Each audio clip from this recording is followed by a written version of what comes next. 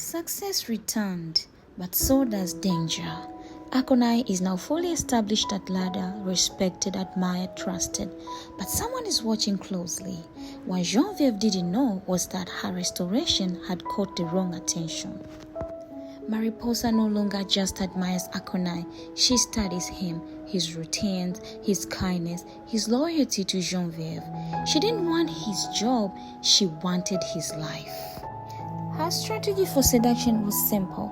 She became more helpful, creates late meetings, praises Akonai publicly, subtly discredits Genevieve. She realized temptation doesn't always knock loudly. Sometimes it whispers. Slowly, Mariposa's admiration turned into obsession. And the more she admired, the more she noticed. She noticed how Akonai spoke with wisdom, how he treated women with respect, how he never joined office gossip, and most importantly, how he always spoke lovingly about his wife, the part that bothers her the most. Mariposa began positioning herself closer to him. She volunteered for meetings, she created reasons to stay late, spoke softly and laughed at his joke just enough. One day after a long presentation, she said something casually. "You're lucky. Not many men balance family and success like you do." Akonai looked at her, smiled politely and changed the subject. That rejection did not discourage her. In fact, it challenged her. Mary changed tactics. She stopped being obvious. She became subtle. She began planting questions instead of statements.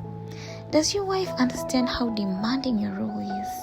Or is she comfortable with the kind of life you now live? You know, some women struggle when their husbands rise so fast. Akonai listened, but something about those words really disturbed him. Meanwhile, and at home, Genevieve felt a shift. Nothing had happened. Akonai was still faithful, still kind, and still loving. But that peace was different. At night, Genevieve found herself praying more, asking God for clarity, asking Him to guide her home. She could not explain it, but her spirit was alert. At Ladder, Mariposa kept drawing closer to Akonai. And one evening, she arranged a private discussion under the excuse of urgent work. The room was quiet, the atmosphere tense. And when they were done working, she looked at Akonai and said softly, "Have you ever wondered if your wife still fits into the man you have become?" Akonai was wise enough to discern the game played by Mariposa. And just like that, he spotted the danger in her words. He knew he was in the middle of an emotional manipulation, not conversation. He remembered James 3:16, and it was crystal clear the enemy always comes with questions that sounds wise. For those questions were not concern. They were in fact an invitation. Invitation to doubt, invitation to comparison, invitation to separate. Akonai stood up, looked at her. In that moment, images flooded his mind.